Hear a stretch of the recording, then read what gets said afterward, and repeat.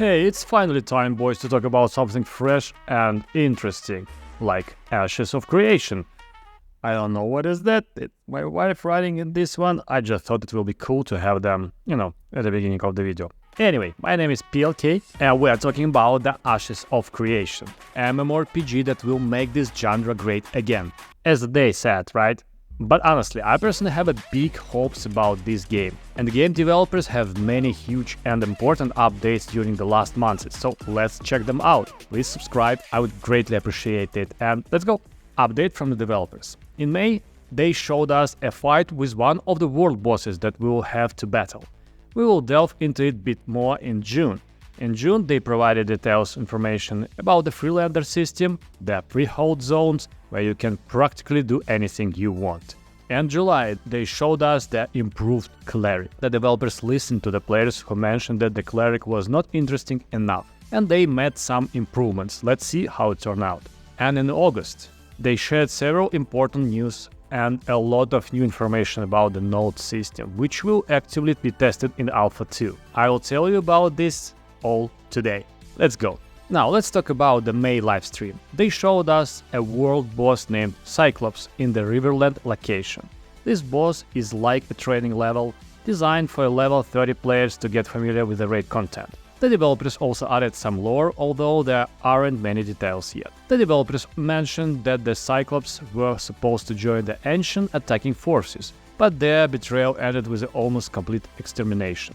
Tumak, one of the last representatives, need to be sent to his fallen brothers. As usual, world bosses will be unique and can be found not only in their noticeable appearance, but also by their accompanying destruction. For example, Tumak stomps the ground loudly and knocks down trees. It looks pretty cool actually, and the bosses won't just stand in the one place waiting for the death. They will travel around the map. The time and location of their appearance are determined randomly, so the boss won't be ready and waiting for you when you arrive.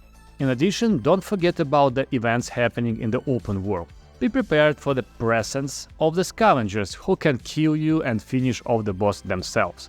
And remember that the developers told us that they played Lineage 2 for many years.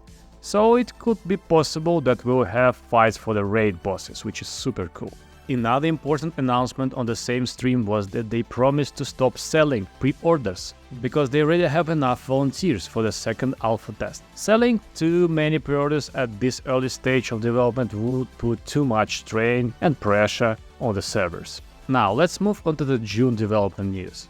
They provided more details about Freelander system, which is a zone of free ownership where players can do almost anything they want.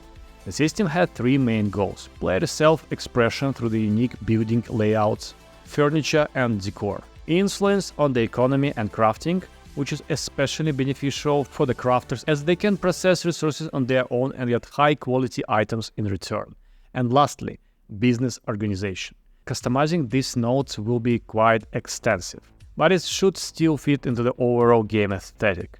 The most important thing is to have blueprints for the desired buildings. These blueprints can be purchased from the vendors, obtained as unique drops from the mobs or bosses. Making a profit won't be easy, also, it will only be possible from a level 50 onwards. First, you need to complete a quest to participate in LED auctions. When choosing a plot, consider your potential constructions. For example, if you are building a tavern, it's better to place it closer to player gathering spots, while a farming might be better placed further away. The plot placement system will be similar to Arcade. After completing the quest, you will participate in building for lands rights. The dinner gets the plot under the Freelander.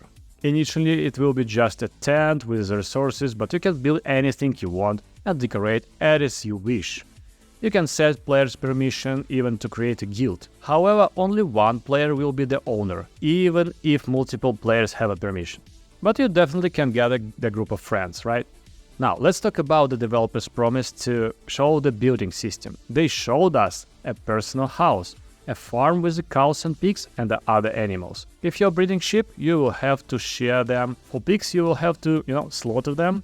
Regarding PvP safety, personal houses are currently considered as a safe zone, but the rest of the zone is still being discussed, including the questions of whether Freelander should open to players' raids. However, the developers mentioned that the bosses can appear in the Freelander. And players themselves can transform into the bosses for special coins and take revenge on annoying neighbors. It sounds quite ambitious and interesting, but in my opinion it might be a bit too much. What do you think, guys?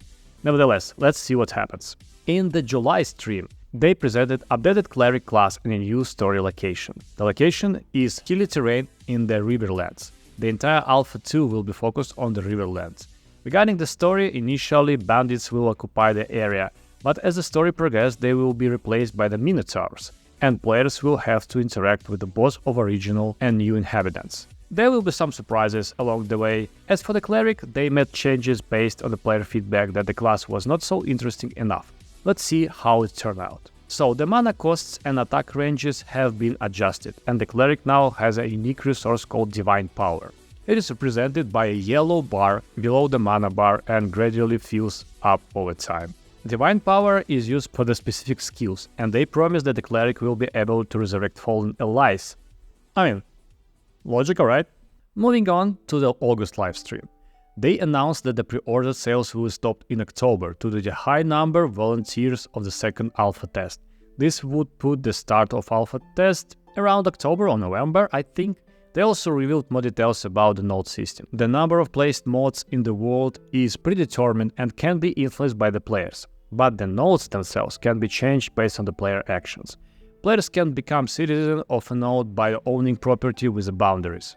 Being a citizen comes with the benefits like lower taxes, access to unique mechanisms, and special traits. However, being a citizen also comes with obligations, such as paying a tribute to their ancestors. Citizens can participate in node politics, including voting for the mayor. The mayor selection depends on the type of the node. For example, scientific nodes have democratic voting, while economic nodes have costly bureaucracy. The divine PvP nodes have military competitions, and the winners become the mayor. The mayor determines the node's further development and relations with neighboring nodes.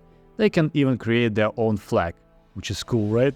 If a mayor becomes particularly unpleasant, there is a mechanism in place to remove them. The developers introduce a whole mandate system, which is the energy indicator needed for significant node actions like construction, building upgrades, and changing taxes. Mayors also have tasks to fulfill, such as killing mobs or gathering resources, and the types of quantities of these tasks depend on the node's level. There will be also a political system with the policies that affects the node's life. These policies can be activated through the voting or by spending mandates. The availability of policies increases as the node develops, and initially many basic buildings like inns, town halls, and traders will be available. Players can upgrade any building with the gold and resources, and investing more will accelerate the, construction process. Buildings need occasional repairs, and if they are not maintained, they will stop functioning. Nodes will also have supply orders where the mayors set the required resources and their prices, and the players can sell resources to the node for a profit. Additionally, players can gain reputation with the neighboring nodes, which can affect trades and relationships. I mean, all of this looks pretty, fun and interesting and a little bit fresh. I don't know, it sounds pretty complicated, so it could not work, but let's hope it will work, right?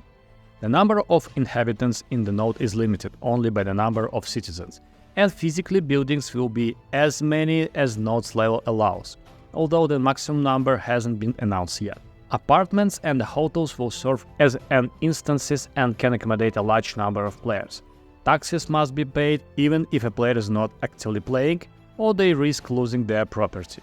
If the mayor doesn't log in, important decisions may be made by the game itself, which can negatively impact the node progress. Then that's all for news for now, right? The most important question you might have is when we will be able to play all of this. Well, the second alpha test most likely will go and be launched in October or November this year. I mean, developers mentioned it could be the end of this year or the beginning of the next one, around springtime.